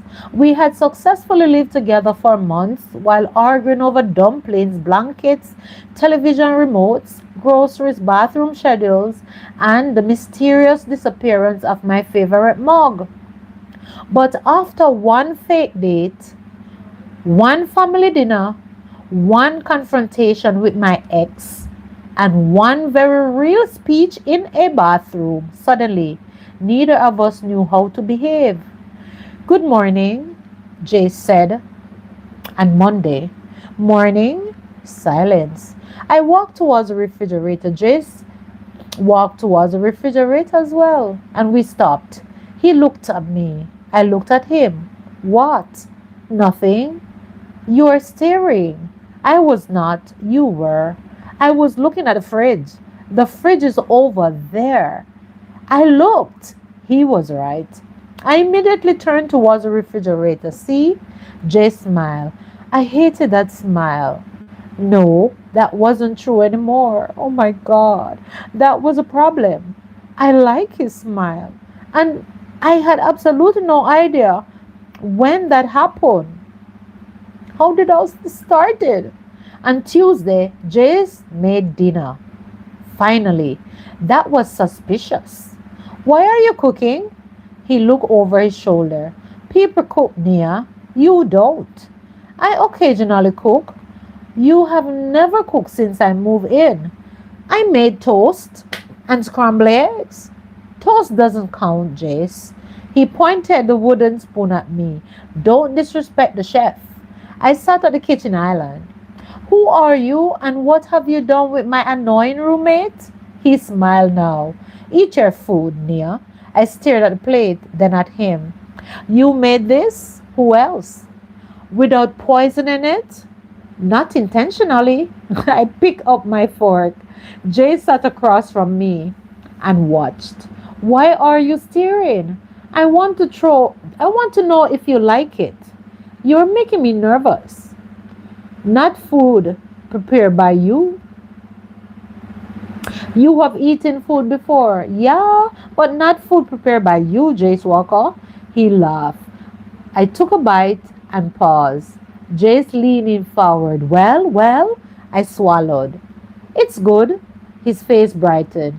I immediately regretted saying it. Don't get excited. You like it? It's edible. Nia, it's good, Jace. He smiled. And I looked away again. Because every time I look directly at him lately, I remember the bathroom. I remember his voice. She's a lovely, real good woman. I remember him standing there, defending me when he hadn't have to. And worse than that, I remember the way he had looked at me after, like protecting me had not been a part of the act. Like none of it had been. You are doing it again. I blinked. What? Thinking too loudly. I don't think loudly. Sorry about that, guys. I don't think loudly. You do. I pointed my fork at him. Stop studying me. His smile faded slightly. Maybe I want to. My fork stopped in the mid-air. Oh, no. I put it down. I have work tomorrow. Okay. I should go to bed. Okay. I stood. Good night. Nia. I froze. What? Nothing. I looked back. He was smiling. Good night. I went into my room and shut the door, then leaned against it. Oh my God, my heart was beating too fast. This was ridiculous. We are adults, single adults. Neither of us was in a relationship. Neither of us was cheating. Nobody was doing anything wrong. So, why did it feel so dangerous? Maybe because I knew what happened when I like someone. I care too much. I let down my guard too easily. I trust too deeply. I give people the benefit of the doubt and eventually I get hurt. Marcus had taught me that. Not everybody who smiled at you deserve your heart. Not everybody who said they care actually did. And just because Jace felt different didn't mean he was. Did it?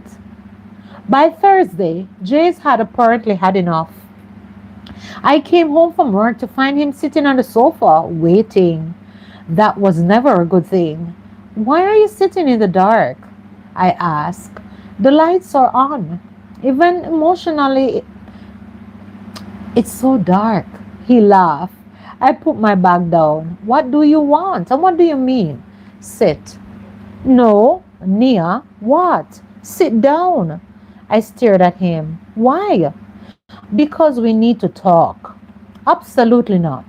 Every woman knew those 4 words were the beginning of a disaster. I don't want to talk. Too bad, he said. Excuse me? He patted the sofa. I narrowed my eyes. Don't pat furniture at me. Nia. Jace, just sit already, woman. I folded my arms. Make me, he stood. I immediately pointed at him. Don't you dare. And he laughed. I am not going to make you. Good. But you are going to sit. Why? Because you're curious? I hated him. Because he was right. I sat at the far end of the sofa. Jace looked at me, at the space between us. Really, Nia? Social distancing? Yes. Nia? What? You don't. I am not contagious, you know. You have never been tested? He laughed. Then his expression changed. The laugh would disappear, and suddenly I knew. This wasn't about jokes. This wasn't about Marcus. This wasn't about the family dinner. This was about us, finally. My stomach tightened, and Jace leaned forward. Look at me. I looked everywhere except at him. At the TV, at the wall, at the window, at a plant, a spot on the carpet that had never been noticed before. Nia, I am looking at everything apart from me. I can see you from here, Nia. Something in his voice made me finally turn. Big mistake, because he wasn't smiling, not in his usual teasing way. He looked nervous. Jace, nervous.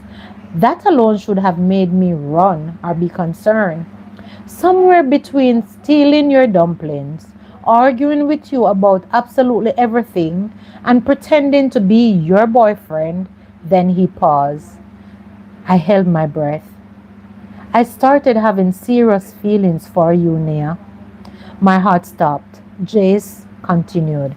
I think they were there from the beginning. I stared at him. He gave a quiet laugh. I noticed you the first day we met. My eyes widened. You did? Of course I did. I thought you were being annoying. I was being charming. You ate my food. That came later, he said. I almost smiled. He became serious again. I like you, Nia. My smile disappeared. I like the way you spoke your mind. I like the fact that you don't care that I own the apartment. You don't even flatter me. You didn't even act impressed by me because I wasn't. Jay smiled. You see? I know. Sorry. No, you're not. And I know it. He laughed softly. Then his voice lowered. But somewhere along the way, I stopped just liking you. My chest tightened. I started caring about you, Nia. I looked down. Nia, I didn't answer. I knew something was wrong when I heard your mother say Marcus would be there. And I actually got angry. My head lifted. You did? Yes. But why? Because I didn't like the idea of some man hurting you and then walking back into your life whenever he liked or felt it. And that made me swallow now. Jace looked down at his hands. I knew something else was wrong when I was standing in that bathroom listening to that jerk talk about you the way he did. My throat tightened. You defended me because he was wrong. You didn't have to. I wanted to. And silence came. Then he looked directly at me. And when you grabbed my arm and stood in front of me, I felt my face warm. You looked ridiculous. My mouth dropped open. Excuse me? He laughed. You were trying to protect me. I was stopping you from fighting. You were protecting me. I was not. You were. Jace, he smiled, and I loved it. I stopped. He had said it so casually, so naturally, and I stared at him. His smile faded, not because I needed protecting. I know you didn't. I can handle myself, and I know that too. But because you cared enough, Nia, to try. The room became much quieter. Then Jace took my then Jace took a breath. I can't deny it anymore, Nia. I looked down. Don't. He frowned. Don't what? Don't say things like that. Why? Because. And I stopped. He waited. I hated that he waited. I hated that he didn't rush me. Marcus would have rushed. Marcus always rushed me. He hated silence. He hated emotions that weren't convenient. Jace simply sat there, giving me time. And that somehow made it harder. Nia, what? I know you have feelings for me too. I looked up sharply. Don't assume things, Jace. He raised an eyebrow. You are finding it difficult even looking in my face while I'm talking to you.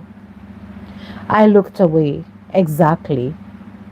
That's not proof. You called me your boyfriend approximately 17 times at your mother's house. I was angry. You grabbed me, Nia. I was stopping you. You held my hand even after. For appearance, you held my hand all the way back to the family room. Nia, stop denying it. And I said nothing. Jay smiled slightly. And you have been avoiding me ever since. I have not. You have, Nia. I have been busy. Busy abiding me. Jace, he leaned closer. Why should we pretend these feelings aren't here? I couldn't answer. We are two adults. His voice was calm. We pay our own bills. I almost laughed. We are both single. I look at him now. So why are we pretending? Because I was afraid that was the truth. Not of Jace, not of liking Jace or what it could mean.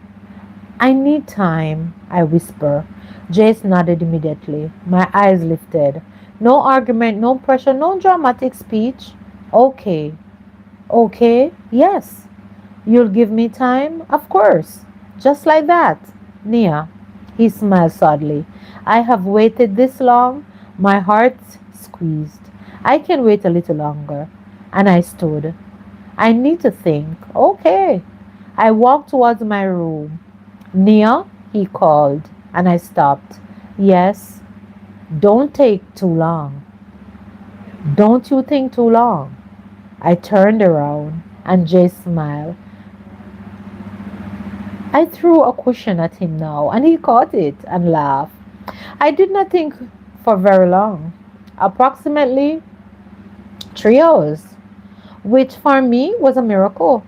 But before I made my decision, I called the one person who could always make sense of confusion, my mother. She answered me the second ring. Hello, stranger. Mom, she paused. Oh, what? That sounded serious. I need advice. About Jace? And I froze. How did you know? I am your mother. I hate when you do that. Do what? No things. And she laughed. I sat on the edge of the bed. Mom, yes. I don't want to make the same mistake I make with Marcus. Her mother voice softened. Okay, I like Jace. I know. Mom, what? I am trying to have a serious conversation. So am I, child.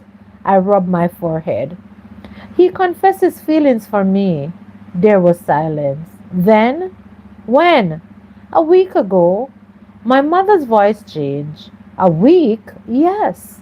And you are just now telling me? I needed time, mother. For what? To think. Nia, the boy came to dinner, defend you from your ex, let you grab onto his arm like you were protecting him from a mosquito, and has been looking at you all the time. You have personally in sorry, and he has been looking at you as if you have personally invented sunlight. I looked despite myself. I have to laugh. Mother, why do you do this to me? What? Be serious, Mom. I am serious.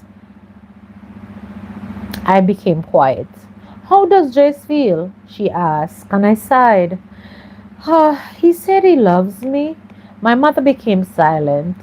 Then she said softly, And I am scared. Of Jace? No, of getting hurt. I closed my eyes. Yes, there it was, the real answer. My mother sighed. Sweetheart, Jace and Marcus are two different people. I know. Do you? Do you really know? And I didn't answer. My mother continued to speak. Marcus was vain.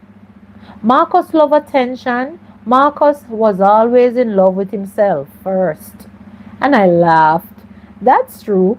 You know it is. He would probably marry a mirror if he had a good personality. My mother laughed loudly. Exactly, and I smiled. Then she became serious. From the first day I met Jace, I knew. Knew what, Mom? That he had feelings for you, dear. And I frowned. Mom, he was pretending. Was he? Yes. Are you sure? I opened my mouth, nothing came out, and my mother continued to speak. No man who feels absolutely nothing for a woman agrees to go to her family dinner and pretend to be her boyfriend just because her mother asked him to. And I laugh. When you say it like that, it sounds ridiculous. Yes, because it is, child. I smiled. Your fake boyfriend was never fake as you thought. I lay back on my bed now. Mom, hmm? When you met him, did you really think he liked you? Immediately? How? His eyes? I became quiet. The way he looked at you when you weren't looking at him, child. My chest tightened. He was polite, respectful. He was financially stable. Yes, and that's powerful, wonderful. But money is not what impressed me, daughter. And I listened. What impressed me was the way he listened. Mom, yes, he listened when you spoke, child. He didn't talk over you like Marcus did. He asked you if you wanted to speak to Marcus instead of deciding for you. I remembered he respects you, Nia. My eyes filled slightly. And when Marcus followed him into that bathroom, I sat up. You knew. Your cousin heard everything, enough to tell us there was trouble. I covered my face. Of course Malik heard, that nosy boy. My mother laughed. But what Jay said about you? I became quiet. He meant it, Nia. My throat tightened. I know. I could tell. There was silence. Then my mother said, your whole family has a bet, you know. I sat upright. A what? A bet? What bet? My mother laughed. Your grandmother started it. Take it up with her. Of course she did. Everybody bet on how long it would take you and Jace to fall in love. Mom, what? We are not horses. Your grandmother said 2 months. I stared at the phone. Aunt Patrice said 3 weeks. Mother, Malik said one dinner. And I gasped. He cheated. He was very confident. What did you bet, mother? There was a pause. I knew that pause. Mom, I said you were already in love. I fell back onto the bed. This family is impossible, you know, Mom. And apparently, I could hear the smile in her voice. I won. Nobody has won anything, Mother. Call me when you tell him yes. My mouth dropped open. Who said I was going to say yes? My mother laughed. Then her voice softened. Sweetheart, and I listened. Don't push a good man for what a bad man did. That hit me hard. Marcus hurt you, yes? But Jace is not Marcus. Don't let fear make decisions that wisdom should make. And I became quiet. If you see warning signs, pay attention. If something feels wrong, don't ignore it. I won't, Mom. But if the man is good to you, my mother paused. Let him. I closed my eyes. And if you care about him, Nia, yes, tell him. I did not wait until morning.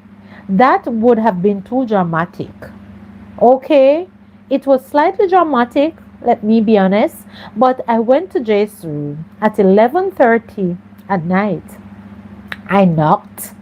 Come in. I opened the door. Jace was sitting on his bed reading. He looked up and immediately stood. Nia, I folded my arms. We need to talk. His face changed. Oh, I almost laughed. Don't worry. That usually means I should worry. I stepped inside. I called my mother. Jace looked confused. Should I be concerned? No. Okay. She knows you confess your feelings. His brows rose. That didn't take long. It took a week. I know. My family also had a bet going. A bet? On us? Jace looked delighted. Really?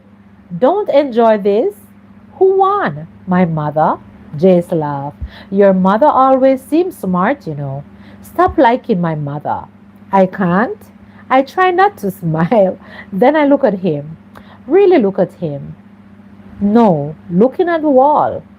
No, looking at the floor. No avoiding. Jace noticed. His smile slowly disappeared. Nia, I thought about what you said. He became still. I thought about Marcus. His face tightened. And I realized something. I took a breath. I don't want to compare you to him. Jay said nothing. That's not fair to you. And I stepped closer. You're not Marcus. You don't make me feel like I have to compete for your attention. His eyes remain on mine.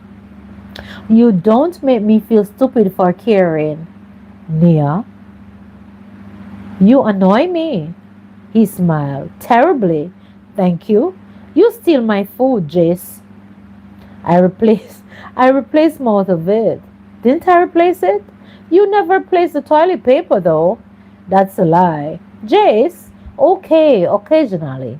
You are arrogant, confident, annoying, charming, and I laugh. And suddenly, it doesn't feel awkward anymore.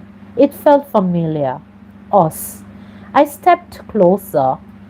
But you are also kind. Jace became serious. You are decent. Mia, you made me laugh. And now he didn't move. You made me feel safe. Something changed in his eyes. And somewhere between the stolen dumplings, the arguments, and you pretending to be my boyfriend. And then I smiled. I fell for you too, Jace Walker. Jay stared now, and I continued to speak. I don't know exactly when it happened. His voice was quiet. I do. You do? The dumplings. Why are you making me laugh? You are unbelievable. He stepped closer. I knew you chased me with the cushion. That's not romantic. It was for me. I shook my head. You are weird, Jace. Then he reached for my hand slowly, giving me time to pull away, but I didn't. So he said, so, does this mean I get to stop pretending? I smiled and said, yes. His fingers tightened around mine. And start being your real boyfriend? My head raised. Yes. He smiled. Good. Then he kissed me and let me tell you something. Jace Walker had been holding out because the man who couldn't replace the toilet paper apparently knew exactly what he was doing. I grabbed his shirt. He laughed against my lips. Don't get comfortable. Too late. 6 months later, I was making dumplings. Jace stood behind me. How many are you making? None of your business. I I live here. So do I. You always make too many. They are for my family. For family? Your family likes me, remember? Unfortunately, he put his arm around my waist and I immediately elbowed him. Move. No, Jace. Yes, fiance. And I froze. Then slowly turned around. He was smiling. I narrowed my eyes. Don't call me that. He laughed. Why not? Because I am not your fiancé. Not yet. I pointed a dumpling at him. Don't start. He smiled. Too calmly. That was never good. What? Nothing. Jace? Nothing. I stared at him. He looked innocent. I had learned never to trust that expression. You are planning something. No, he denied. You are lying. I am not. I am deeply offended. Nia, good. He kissed my forehead. I pushed him away. Go sit down, I said. Yes, ma'am, he responded. His he disappeared into the living room, and I returned to my dumplings, and that was when I heard something fall. Jace? Silence. I walked into the living room. Jace? He wasn't on the sofa. Jace, if you broke something, then I stopped. He was standing in the middle of the room holding a small stared. No, no, no. My mouth opened. Nothing came out. Jace smiled nervously. Well, I covered my mouth again. He laughed. This is worse than confronting Marcus. Jace, I have been thinking. Oh my God. And before you say anything, I started to cry. He stopped. Nia, don't talk. He looked terrified. Is that a yes or Jace? He laughed nervously. Then he got down on one knee, and suddenly everything became quiet. The jokes, the dumplings, the arguments, the fake relationships, everything that had brought us here. Nia Bennett. I cried harder now. Please stop crying, my darling. I haven't even asked yet. I laughed through my tears. Sorry. He opened the box. The ring caught the light, and I forgot how to breathe. I told you that somewhere between stealing your dumplings and pretending to be your boyfriend, I fell in love with you. My hand covered my mouth again. I was wrong. I stared at him. Jay smiled. I think I started falling for you the first day I met you. My tears fell faster. I just didn't know it yet. He took a breath. You are still the most stubborn woman I know. And that made me laugh. You are dramatic. Jace, you are bossy. Jace, he laughed. Then became serious. But you are my favorite person. My heart. My heart squeezed. I don't want to pretend anymore, Nia. He looked up at me. I want to annoy you for the rest of my life. I laugh through my tears now. I want to steal your food when I'm 80. Absolutely not. I want to argue with you about television shows. You are terrible at choosing. And I want to come home to you. My tears fell every day. He held up the ring, so near.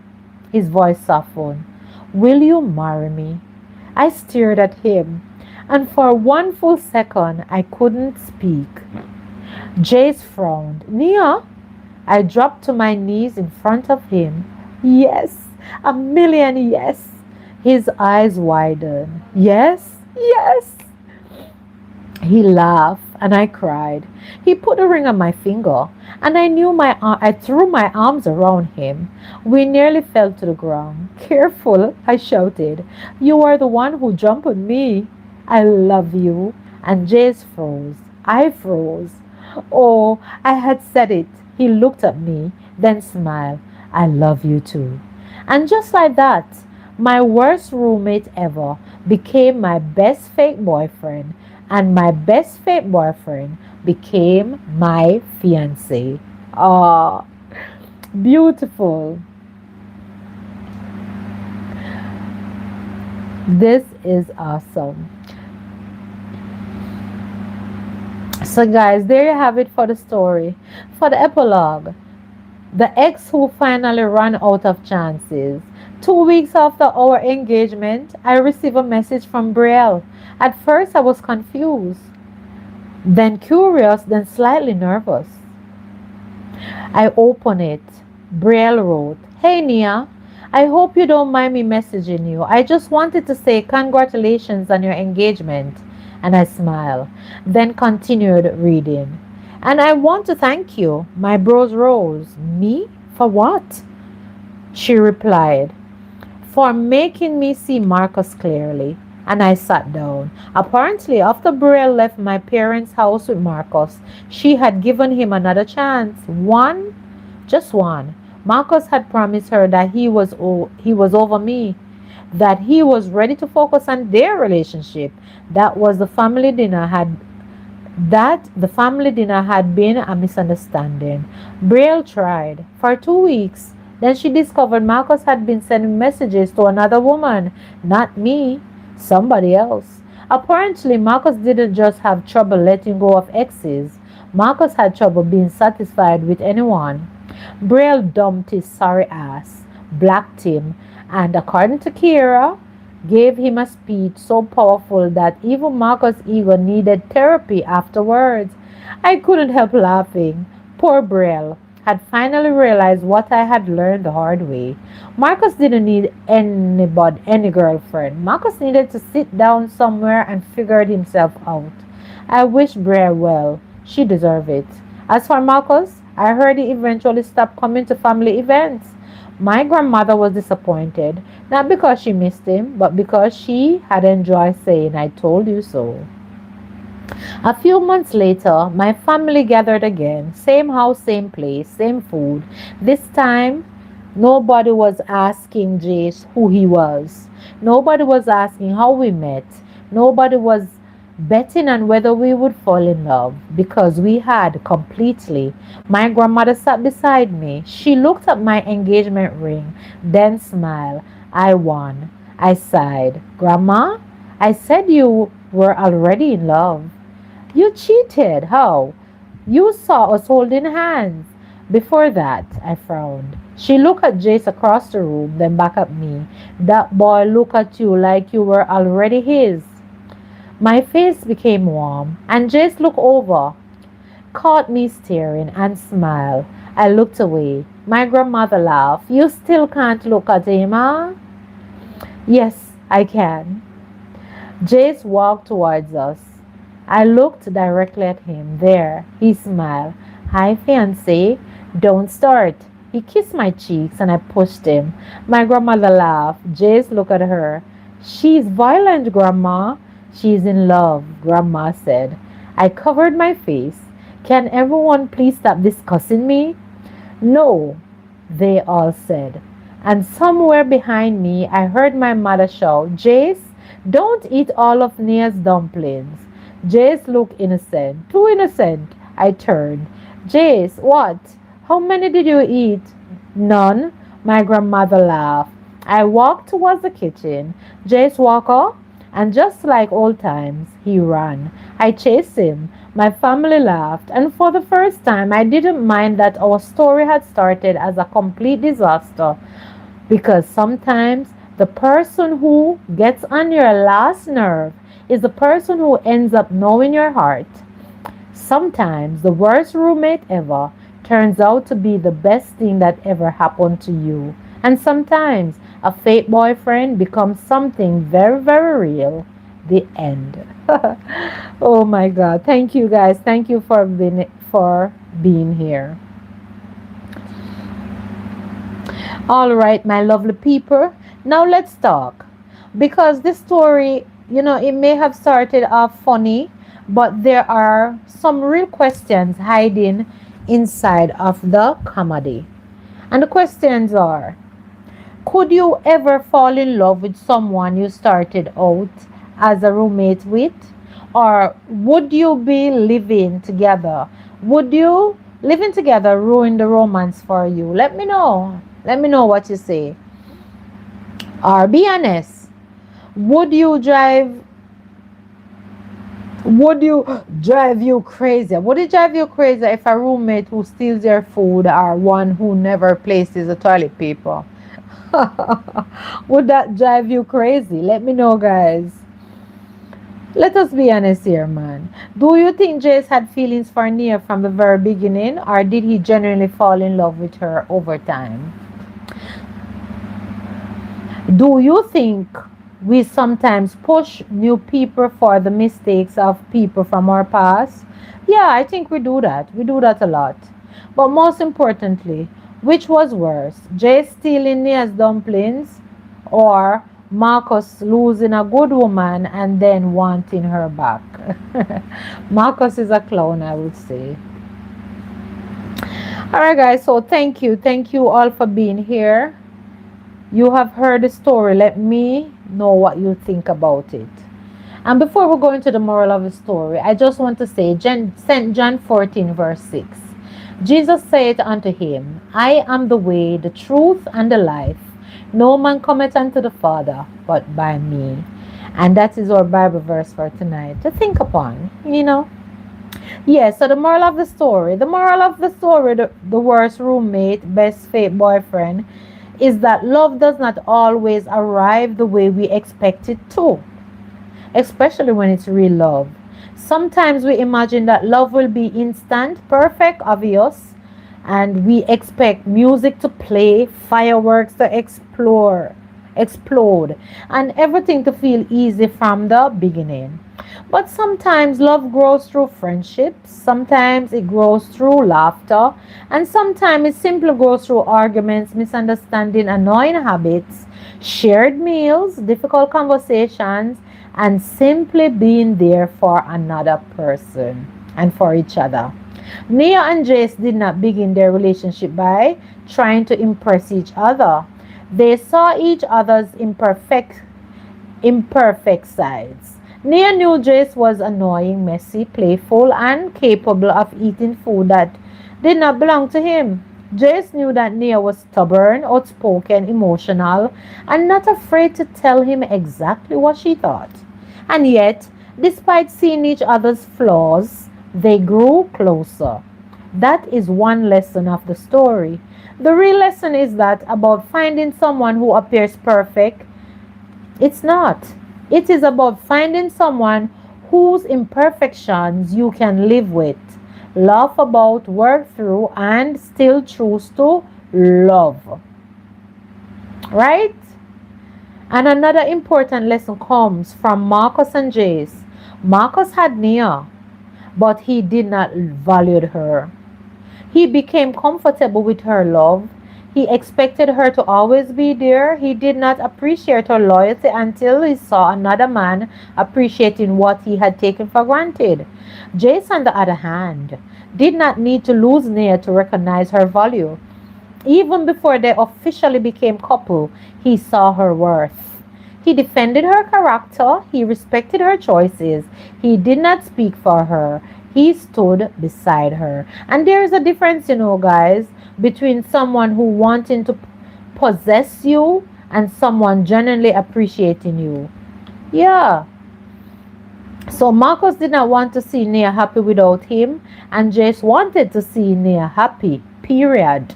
That is a difference, right? So that's more a part of the moral of our story. When feelings become real, honesty must follow. Jace could have continued playing the role of the fake boyfriend. It would have been easy, comfortable, and safe, but real relationship cannot grow on endless pretending. Let's face it. Eventually, someone has to be brave enough to say, "This is how I feel." No footsie around it. Proof.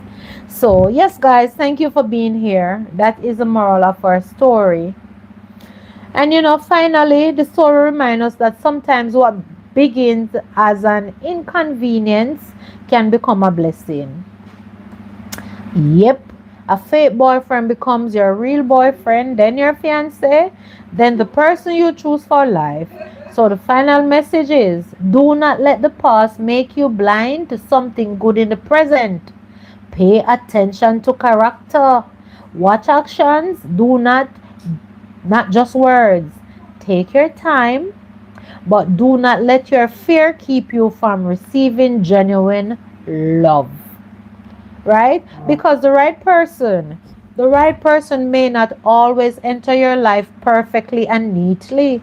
They may annoy you, argue with you, steal your dumplings, drive you completely crazy, but if they respect you, value you, make you laugh, protect your heart, and choose you genuinely, you might want to look twice before calling them the worst thing that ever happened to you. They just might turn out to be the best thing. All right, love you guys. Appreciate each and every one of you that came in. Thank you for the thumbs up. So there you have it. That is our story for this week. And like I always say, Philippians 4 verse 13. I can do all things through Christ which strengtheneth me. So, whatever you find to do today, guys, let us do it to the best of our ability. And if tonight, this here Friday night, is not looking up the way you want it to, be hopeful for tomorrow, because no 2 days are the same. And just know that tomorrow your frown can turn upside down.